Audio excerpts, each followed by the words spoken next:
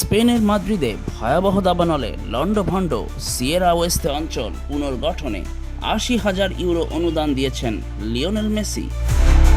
Football মহাতারকার এই বিশেষ অনুদানের জন্য তাকে আন্তরিক ধন্যবাদ ও শ্রদ্ধা জানিয়েছেন মাদ্রিদ অঞ্চলের প্রেসিডেন্ট ইসাবেল দিয়াস আয়ুস। টানা ২ সপ্তাহের দাবানলে আগুন অনেকটাই নিয়ন্ত্রণে এলেও ক্ষতিগ্রস্ত সান হুয়ান জলাধার সহ আশেপাশের এলাকাগুলোতে এখনও নজরদারি চালাচ্ছেন ১৬টি দমকল ও জরুরি দল।